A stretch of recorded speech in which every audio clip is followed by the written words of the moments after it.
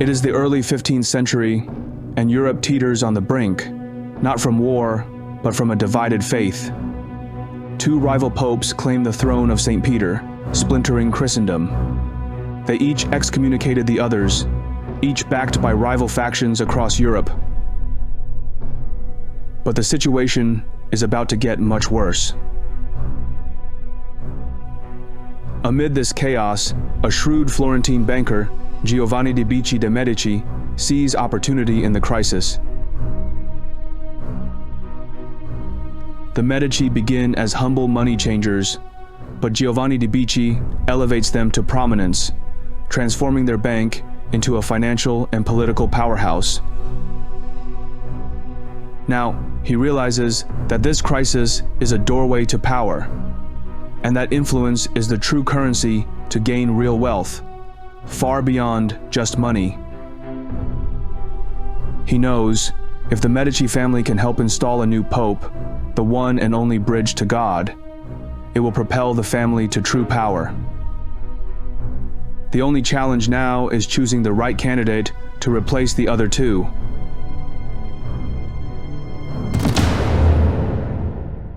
Giovanni di Bicci finds his candidate, a man with ruthless ambition and a thirst for power, someone who can secure the Medici's grip on the Vatican's wealth.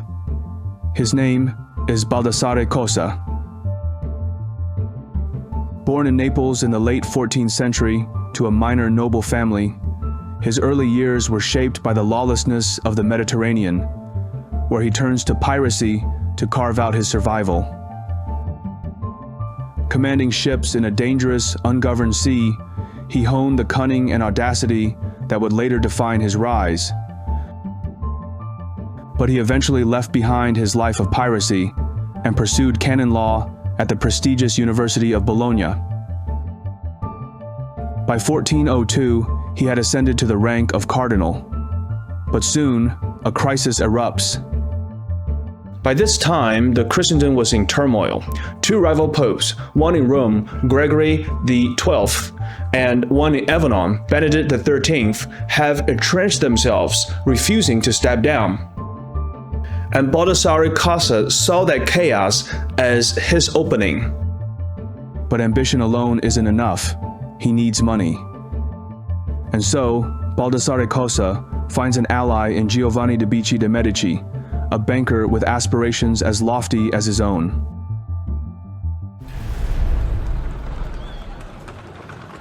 Giovanni sees beyond the immediate risk to the immense opportunity.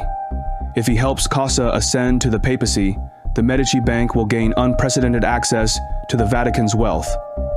With Medici funds fueling his campaign, Cossa buys the loyalty of influential cardinals, securing key votes.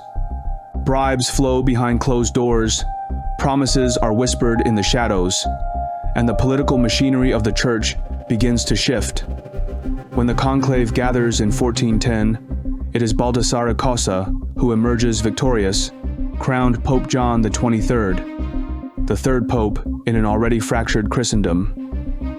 Rather than unifying the church, his election deepens the schism, cementing an unprecedented crisis. But for the Medici, it's a triumph. Giovanni di Bicci de' Medici gains control of the Vatican's financial accounts, tying the Medici name to the very heart of Christendom. Though the three-pope crisis will eventually resolve, the Medici's foothold in the Vatican remains. Their alliance with John XXIII cements a permanent doorway into the church's finances, granting them influence that will last for generations. And this was huge. A Florentine banker barely known outside the city decided to bankroll the rise of a pope. And practically overnight, the Medici went from obscured bankers to power brokers. And that changes everything for Florence and the Renaissance to come.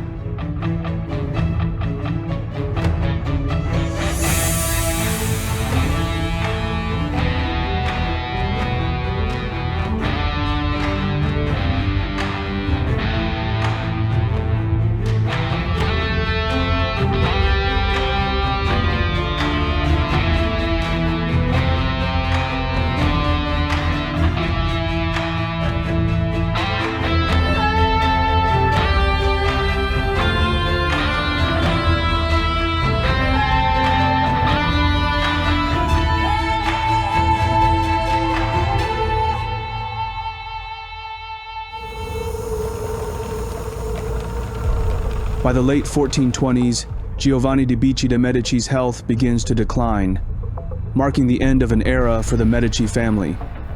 For years, he has been grooming his son Cosimo to take over. Cosimo de' Medici was a man of quiet intensity, already known for his sharp mind and measured demeanor. He was deeply educated, steeped in humanist learning, and had already begun cultivating alliances with Florence's intellectual and artistic elite. In 1428, Giovanni passes away, passing the torch to his son Cosimo. With his father gone, Cosimo steps out of the shadows. He takes control of the Medici Bank and sets his sights on something bigger: power, influence, and a legacy that stretches far beyond Florence's banks. But little does he know, a coup is brewing among Florence's elite, and his enemies are closing in. Everything he envisions for his empire will soon be tested in a political battle that could either secure his power or destroy everything his family has built.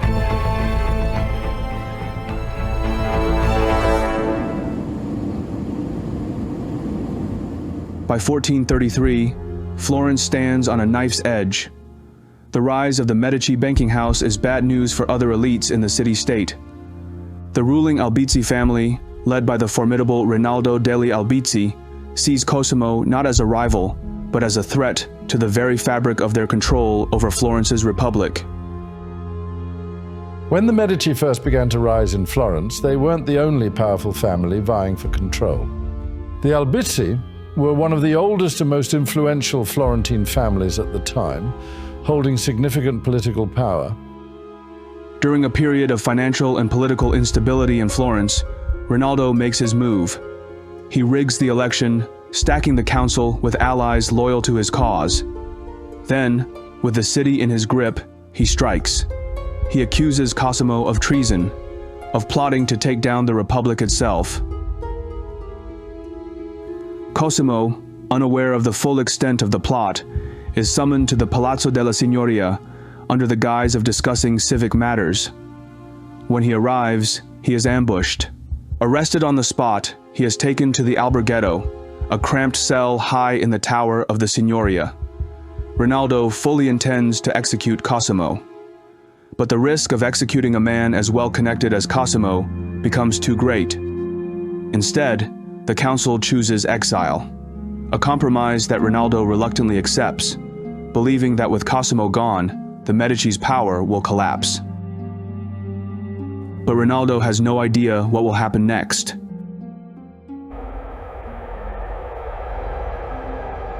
For the Medici, exile is merely a temporary setback, a strategic retreat rather than a defeat. In the shadow of his banishment, Cosimo begins to rebuild, not with armies, but with alliances, wealth, and patience. Florence, under Rinaldo degli Albizzi, quickly begins to falter. Rinaldo ruled through fear and exclusion that only deepened resentment, not just among the elite, but also the broader population. Rinaldo's first mistake was draining Florence's treasury by engaging in expensive wars that weakened the city. And the merchant class grows frustrated with Rinaldo's poor handling of Florence's economy. From Venice, Cosimo's influence grows, and pressure mounts on Florence to reverse its decision. He also fails to secure key alliances, leaving Florence isolated. His authoritarian rule alienates nobles, and many start turning back to Cosimo, setting the stage for his return. By 1434, the Medici faction regains strength. As Rinaldo's desperate coup collapses, Florence's leadership invites Cosimo back. He returns triumphantly, greeted by cheering crowds.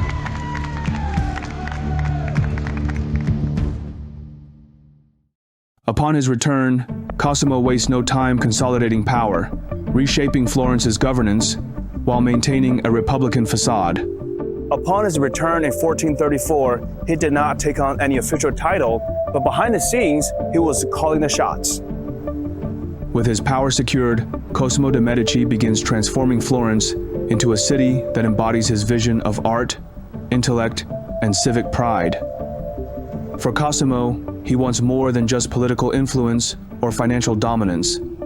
He wants to leave a legacy that will echo through the ages. He begins commissioning artists such as Donatello, Fra Angelico, and Michelozzo, who will help shape Florence into the cradle of the Renaissance. By the 1440s, Cosimo funds one of the most iconic symbols of Renaissance innovation, Donatello's bronze sculpture of David. Cosimo doesn't stop there. He commissions the architect Michelozzo to design the Palazzo Medici, a grand yet understated palace. Through his patronage of art, architecture, and scholarship, Cosimo's Florence blossoms into a cultural powerhouse.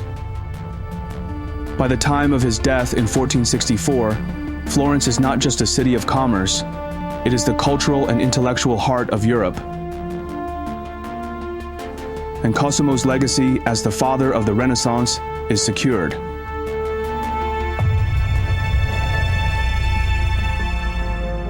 Following Cosimo de' Medici's death in 1464, the mantle of leadership falls to his son, Piero de' Medici. Unlike his father, Piero is plagued by chronic illness, which earns him his infamous nickname, known as Piero the Gouty. In 1469, Piero de' Medici, only 53 years old, succumbs to his chronic illness, leaving the Medici dynasty at a crossroads. Piero's sons, Lorenzo and Giuliano, are still young. Lorenzo, the elder, is just 20.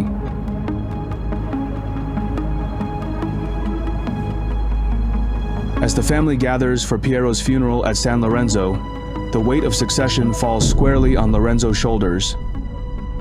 But Lorenzo is determined that the Medici legacy will not falter under his watch. As he steps into the role of Florence's de facto leader, he will soon find himself in a crisis on a scale unlike any his father has ever faced, a conspiracy that will threaten not just his family's power, but their very lives.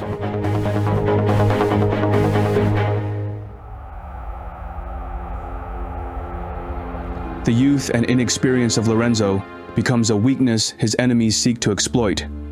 Chief among the conspirators are the Pazzi family, a powerful banking dynasty, long envious of the Medici's influence, and Francesco Salviati, the Archbishop of Pisa. Backing their plot is none other than Pope Sixtus IV, who harbors deep resentment toward Lorenzo after he refused to finance the papacy's territorial ambitions. On April 26, 1478, during High Mass at the Cathedral of Santa Maria del Fiore, the conspirators make their move. With the sacred ceremony underway, the attack is meant to be swift and decisive. Two attackers leap at Giuliano de' Medici, Lorenzo's younger brother, stabbing him repeatedly. Giuliano collapses to the marble floor, dying almost instantly. Meanwhile, Lorenzo faces his own attackers. Two men lunge at him with blades, but Lorenzo's quick reflexes and the intervention of his loyal supporters allow him to escape with only a minor wound. As news of the attack spreads, chaos erupts in Florence. The conspirators had hoped to seize control of the government, but their plan unravels as Lorenzo's allies rally the city. The Archbishop Salviati and Francesco de' Pazzi attempt to storm the Palazzo della Signoria, but they are captured and swiftly executed, hanged from the windows of the palace in a gruesome public display. Lorenzo emerges from the crisis not as a weakened ruler, but as a symbol of Florentine resilience.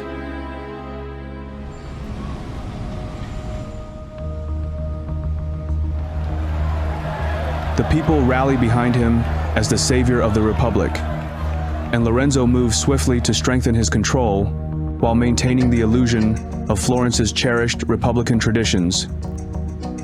Lorenzo establishes a council of 70 loyalists, effectively sidelining the traditional governing bodies and ensuring Medici influence over all key decisions. Florence is now run by the oligarchs. Lorenzo was a political genius. he used taxes to reward friends and weaken his rivals, and also pay for public projects that make the ordinary folks happy. With the Medici power firmly secured, Lorenzo turns his attention to building the cultural identity of Florence itself. Lorenzo de' Medici discovers a young man named Michelangelo Buonarroti, and he quickly realizes the potential of the young sculptor. Providing him with resources and education, Lorenzo helps shape Michelangelo into an artist whose works blend divine beauty with raw emotion, embodying the ideals of humanism. Another genius under Lorenzo's patronage is Leonardo da Vinci.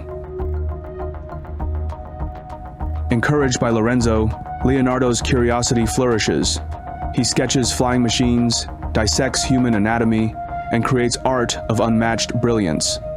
Lorenzo de' Medici's achievements are nothing short of monumental. Not only did he consolidate Medici power, but he also transformed Florence into the heart of the Renaissance. Under his patronage, Florence became a hub of art, culture, and intellectual exchange, producing legends like Michelangelo and Leonardo da Vinci. Lorenzo passes away in 1492, and his son Piero takes on the mantle of leadership. But Florence is a city on the brink. A crisis is about to erupt, and his children will face chaos they are unprepared for, as the rise of a new type of adversary who will accomplish what the Pazzi banking house couldn't, ignites a firestorm that threatens to eradicate the Medici bloodline. In 1492, the death of Lorenzo de' Medici left Florence in a fragile state. His son, Piero de' Medici, inherits the mantle of leadership. Lorenzo was a master of diplomacy. Piero, on the other hand, just wasn't ready. Too young, too green, totally overwhelmed by the factions inside Florence and threats from outside. In September 1494, the French king, Charles VIII, marches south with a formidable army, equipped with advanced artillery and hardened mercenaries. As he cuts through Italy, the Medici must decide whether to resist or appease this foreign threat. But Piero's indecision proves disastrous. While initially offering Florence's neutrality, he panics under pressure. When Charles demands free passage through Tuscany, Piero surrenders Pisa and other key territories without a fight. The capitulation enrages the Florentine people. As news of his submission spreads, Florence erupts in fury. Piero returns to a city on the verge of rebellion. Even his allies abandon him, their confidence in his leadership shattered. But that alone won't seal the fate of the Medici. A popular preacher is about to rise, igniting a movement that will bring the Medici rule to its knees. His name is Girolamo Savonarola.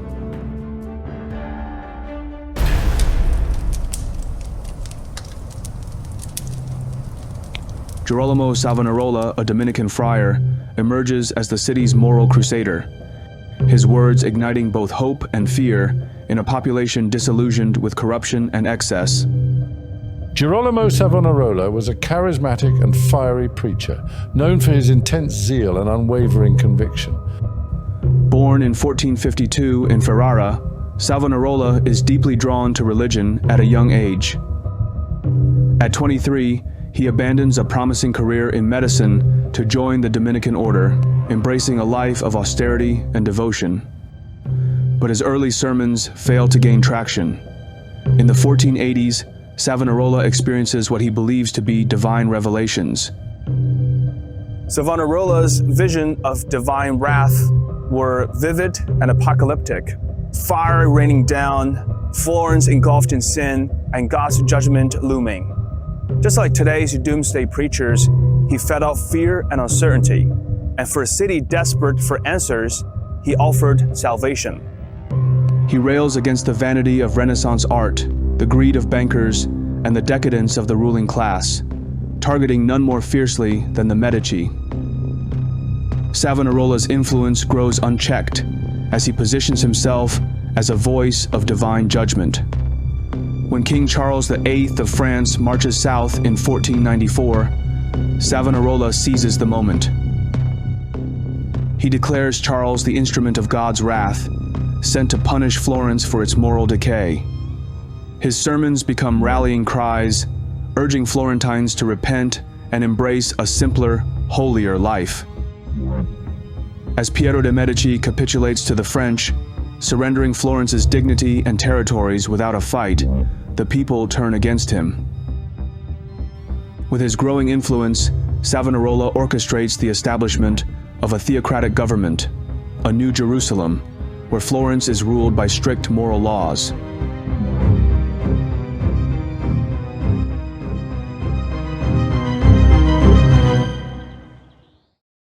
But Savonarola's rule is short-lived.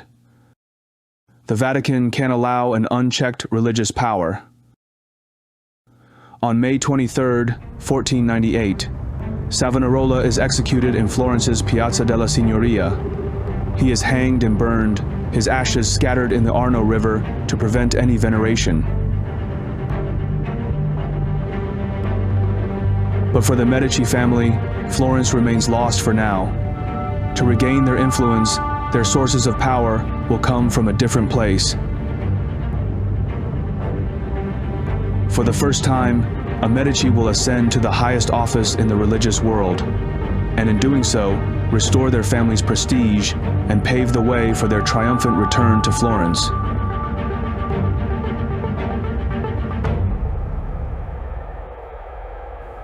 Piero may have caused the collapse of Medici power in Florence, and the future of the family empire seems hopeless. But his younger brother, Giovanni de' Medici, is about to reclaim their influence in an unlikely way.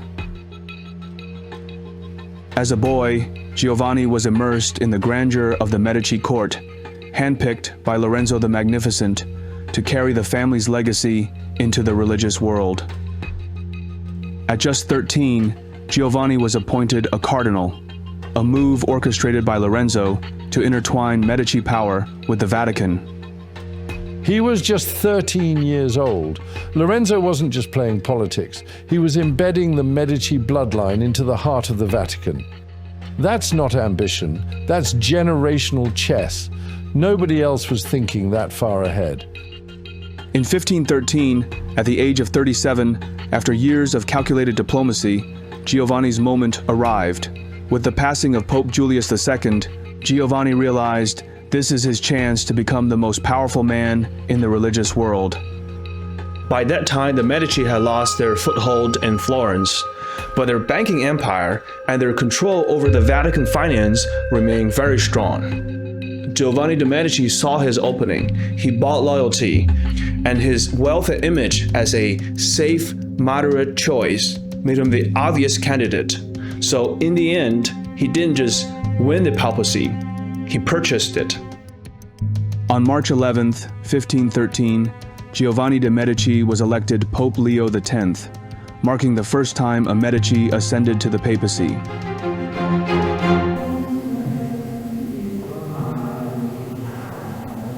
Giovanni de' Medici becomes Pope Leo X. He enters the Vatican with big dreams and finds himself caught between glory and controversy. Pope Leo X's lifestyle was marked by extraordinary lavishness.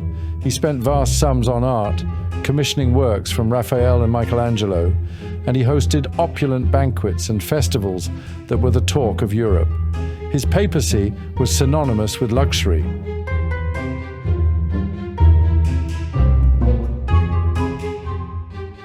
Leo X treated papacy as his stage, an opportunity to flaunt his Medici name and all of his glory. He poured a ridiculous amount of money into vanity projects, festivals, extravagant displays, and of course, the massive reconstruction of St. Peter's Basilica. Soon, the Vatican is nearly broke. To raise more money, Pope Leo X ramps up the sale of indulgences. Back then, indulgences worked like this. You pay the church in exchange for forgiveness. It's a move meant to fill the treasury, but instead, it lights a fire that will burn through the heart of Christianity. Martin Luther, a German monk and theologian, is among those outraged by the Church's corruption, especially the overselling of indulgences, which he sees as a betrayal of faith as the true path to God's grace. So, he pens his 95 Theses, a scathing critique of indulgences and church corruption, and nails them to the door of the Wittenberg Church. As Martin Luther's ideas gain traction across Europe, Pope Leo X dismisses him as a minor troublemaker, failing to grasp the growing threat. Ignoring Luther will have devastating consequences, sparking a religious schism that will reshape Christianity for centuries to come. But for now, Leo X focuses on consolidating the Medici family's hold on power. To ensure the Catholic Church remains under Medici influence, he secures the appointment of his young nephew, Giulio de' Medici, to the powerful position of cardinal, hoping that one day Giulio will also ascend to the papacy. It's a great plan, but Leo X has no way of knowing that his plan will unravel, as years of overeating will soon take their toll on his health.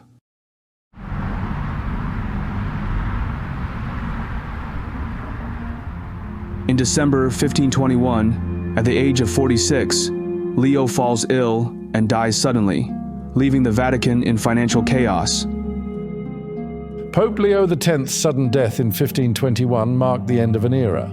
His lavish lifestyle, while enriching the arts, left the Church financially crippled. After the death of Pope Leo X, the Vatican elected Adrian VI, a devout reformer from the Netherlands. It was an unexpected setback for Giulio de' Medici, but he won't give up. Within just 2 years, Pope Adrian VI mysteriously dies, leaving the papacy vacant once again. This time, Giulio uses his considerable diplomatic skill to navigate the conclave, rallying supporters with promises of stability and Medici leadership.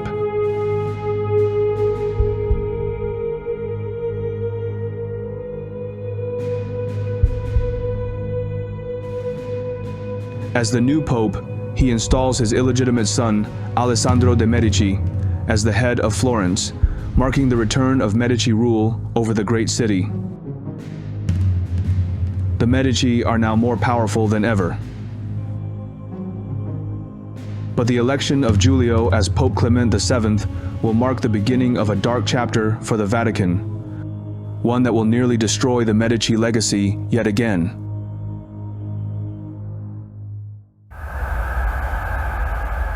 The election of Pope Clement VII in 1523 restores Medici power to the Vatican, but his reign is anything but stable. Europe is in turmoil, torn between rising Protestant reformers and warring Catholic monarchs. At the center of this storm stands the Holy Roman Emperor, Charles V, whose growing power threatens to dominate the Italian states, including the papacy itself. The Holy Roman Empire wasn't anything like centralized France or Spain. It was a messy sprawl of kingdoms, duchies, and city-states, all loosely tied together under an emperor who was technically elected, but barely in control. But for the first time, Charles has amassed unmatched wealth and military power, and is determined to bring all of Italy under his imperial boot. Pope Clement VII is afraid to pick a side. At first he aligns with Charles V, but fearing the emperor's control over Italy, he abruptly switches sides, joining forces with France and other Italian states in what becomes known as the League of Cognac. It is a disastrous miscalculation. Enraged by Clement's betrayal, Charles V retaliates with brutal force. On May 6, 1527, the imperial army, driven by hunger and religious zeal, descends upon Rome with terrifying force. The city, poorly defended, falls almost instantly. What follows is one of the darkest moments in Vatican history. For months, Rome is ravaged. churches are looted, priceless Renaissance treasures are destroyed, and thousands of citizens are massacred. This will go down as the sack of Rome, one of the darkest and most devastating events in Vatican history. As for Clement VII, he barely escapes with his life, taking refuge in the Castel Sant'Angelo, the papal fortress connected to the Vatican by a secret passage. For the Medici, the sack is not just a blow to the papacy, it is a warning. Their grip on power, long tied to the strength of the Vatican, is slipping. And soon, the tides of history will come for Florence itself.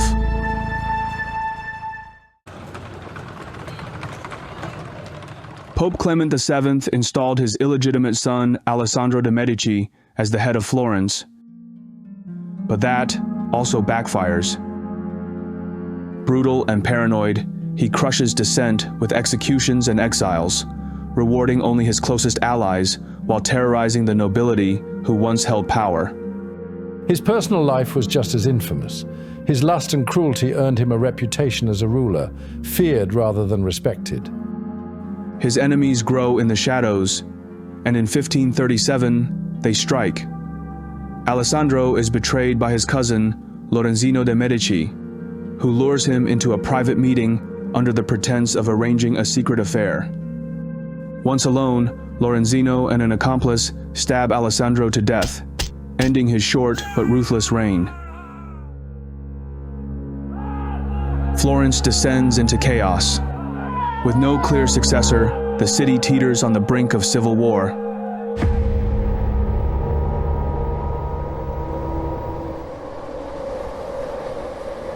With the sack of Rome and the assassination of Alessandro, Florence is in turmoil, its future uncertain. But in the power vacuum, an unexpected figure rises, one who will not only restore order, but transform Florence into a true stronghold of Medici power. His name is Cosimo I de' Medici. Born in 1519, he grew up far removed from Florence's political turmoil, raised in relative obscurity in the countryside. Young Cosimo was a distant relative of the ruling family.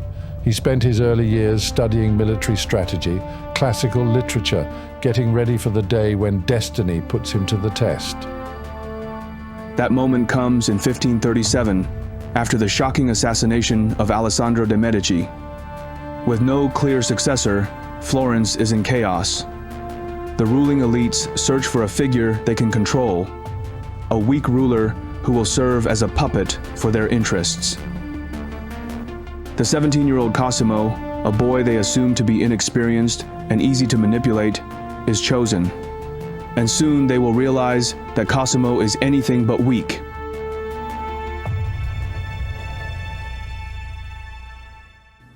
At just 17, Cosimo I de' Medici steps into power, a ruler no one expects to last. But he knows that power, once seized, must be secured with absolute authority. Cosimo moves quickly. He dismantles the Republican factions that linger in the shadows, rooting out opposition before it can take hold. He crushes an attempted coup by exiling or executing conspirators, sending a clear message: his rule will not be questioned. He builds a personal guard, strengthening his grip on Florence's military forces. Slowly but surely, he replaces unreliable nobles with loyalists, reshaping the government in his image. With his power secured at the helm of Florence, Cosimo now has a bigger ambition. In 1555, after years of careful diplomacy and military preparation, he sets his sights on Siena, a wealthy and independent city-state. With the backing of the Spanish crown, Cosimo launches a brutal siege, starving the city into submission. After 15 months of resistance, Siena falls, and Cosimo absorbs it into his growing domain. With Siena under Medici control, Cosimo's ambition reaches new heights. He petitions Emperor Charles V for greater recognition, and in 1569, Pope Pius V grants him the title of Grand Duke of Tuscany. With iron-fisted rule, military conquest, and political cunning, Cosimo turns the Medici from a family of bankers into true monarchs. A Grand Duke isn't just a ruler, it's a sovereign-level title. Basically just one step below a king and way above a regular duke. For Cosimo, locking down that title was a genius move. It took Medici from local city bosses to full-blown royalty. From a young age, Cosimo mastered military strategy and navigated the complex dynamics of political power. It requires thinking beyond first and second-order consequences. It's a skill our sponsor, Brilliant.org, can help you develop. Brilliant.org is the perfect place to learn data-driven methods, strategic puzzles, and logic. This interactive platform offers thousands of engaging lessons in math, data analysis, programming, and AI. To navigate today's world, it's very beneficial to learn about game theory, probability, and high-order reasoning. Brilliant's courses in logical reasoning and data analysis provide a strong foundation for mastering strategic interactions and decision-making. You'll also explore advanced concepts like data visualization that simplify complex scenarios.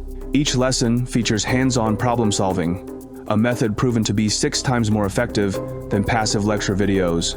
Try everything Brilliant has to offer for a full 30 days for free. Visit brilliant.org/Phineas. You will also get a 20% off an annual premium subscription.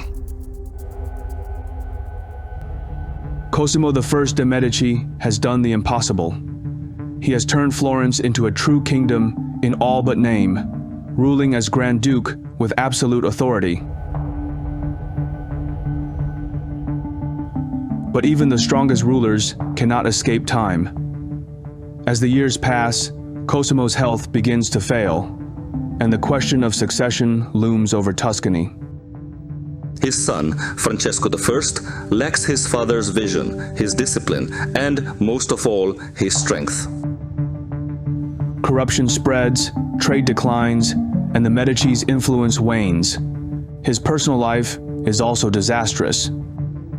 His wife, Joanna of Austria, was deeply unpopular, and their union was cold and political. Instead, Francesco openly favored his mistress, Bianca Capello, scandalizing the court and alienating powerful allies. By the time Francesco dies suddenly, in 1587, Tuscany is weakened, and the once mighty Medici are no longer the force they once were.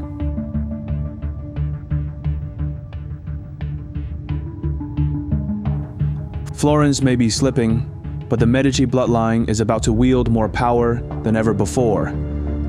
Not in Italy, but in France, and it will come from the throne itself.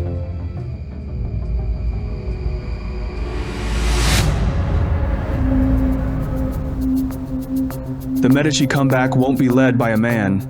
This time, it's a woman who will carry the name to new heights.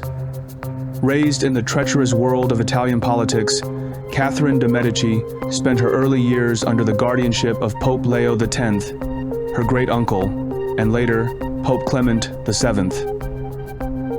Early on, she was treated nothing more than a political pawn. In 1527, when Medici lost Florence, she got caught in a fallout. Enemies took her hostage, locked her away in a convent for 3 years. This experience of being used as a bargaining chip by her enemies forged a resilient, calculating personality, one that would later enable her to manipulate the court and navigate the violent political landscapes. By the 1530s, Pope Clement VII, determined to secure Medici influence beyond Italy, arranges a marriage that will change history. At the age of 14, Catherine is sent to France to marry Prince Henry, the second son of King Francis I. The match is strategic. France seeks closer ties with the papacy, and the Medici want an unshakable foothold in European royalty. As the wife of a younger prince, she has little power, and Henry shows little interest in her, favoring his older mistress. For years, she is sidelined, silent, watching, waiting. And when the moment comes, Catherine will be ready.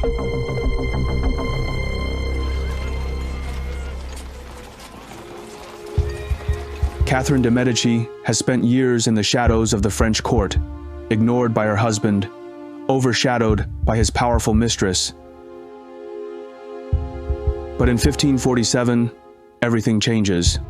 King Francis I dies of syphilis, his son Henry takes the throne, and Catherine becomes Queen of France. But the crown brings no power. Catherine is still ignored, still sidelined. All she can do is bearing 10 children, securing the dynasty, and waiting in the shadows. But she won't have to wait much longer. In 1559, fate opens the door. A jousting tournament is held to celebrate a royal wedding. King Henry enters the arena, eager to show strength, eager to be seen. He charges against Gabriel de Montgomery, a warrior known across France. A splintered lance pierces Henry's helmet, drives into his skull. He collapses. For days, he lingers between life and death, Catherine by his side.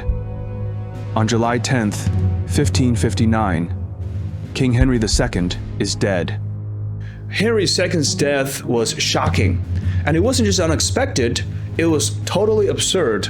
A king taken out by freak accident at a jousting match during a celebration? No one saw that coming. And just like that, everything changed.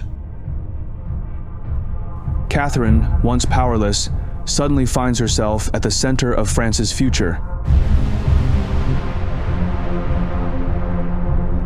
And she will resurrect the Medici legacy and prove that she is not just a queen, but a ruler in her own right.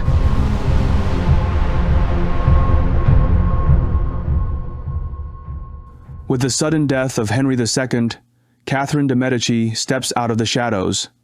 Her eldest son, Francis II, just 15 years old, inherits the throne. But he was weak, inexperienced, and sickly. Just 17 months into his reign, Francis II fell gravely ill and eventually passed away. In 1560, his younger brother, Charles IX, takes the throne at just 10 years old. A child king means one thing: a regent must rule in his place. Catherine seizes the moment. She positions herself as the only figure who can hold France together. It was surreal.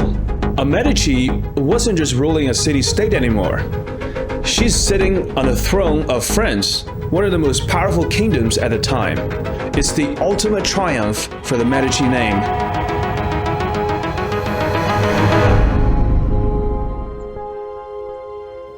Catherine de' Medici rules France not as a queen consort, but as a queen in all but name. With her young son, Charles IX, on the throne, she dominates the French court. But France is a kingdom at war with itself. The Protestant Huguenots and the Catholic nobility are locked in a deadly struggle for control. Catherine, always the strategist, tries to balance the two sides, playing them against each other to prevent either from becoming strong enough to threaten the monarchy. She negotiated, deceived, and switched allegiances, whatever it takes to keep the Valois dynasty on top. But diplomacy only goes so far. By 1572, the tension erupts into one of the most infamous massacres in history. On Catherine's orders, thousands of Protestant leaders and citizens are slaughtered in the streets of Paris. This will go down as the St. Bartholomew's Day massacre. The bloodbath secures Catholic dominance, but permanently brands her as a ruthless queen, feared and despised by many. When Charles IX dies in 1574, her grip on power begins to slip. Her next son, Henry III, takes the throne.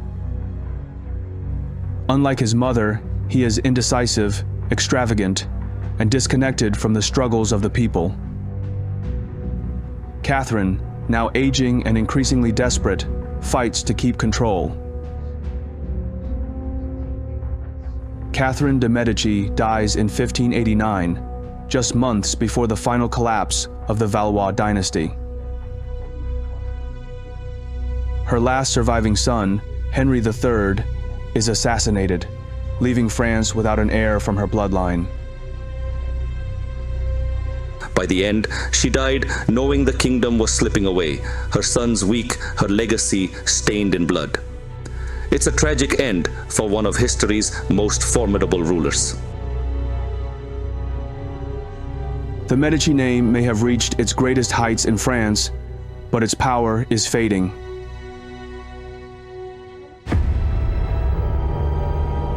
With the death of Henry III, the House of Valois dies with him, and the Bourbon dynasty, led by Henry IV, takes the throne.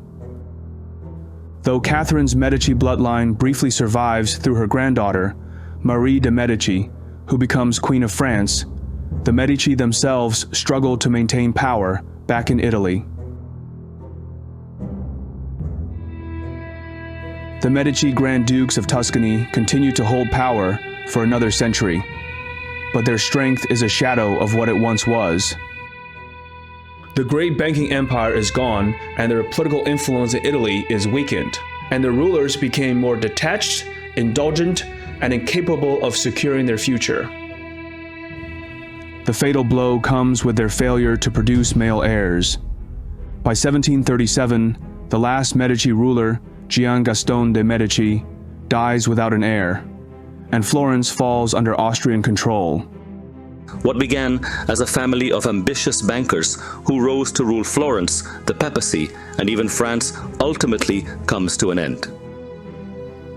But the Medici legacy remains. Their mark is left on history, not just through politics, but through the Renaissance, the grand palaces, the art, and the very culture of modern Europe. The Medici mastered the art of power like no family before and after.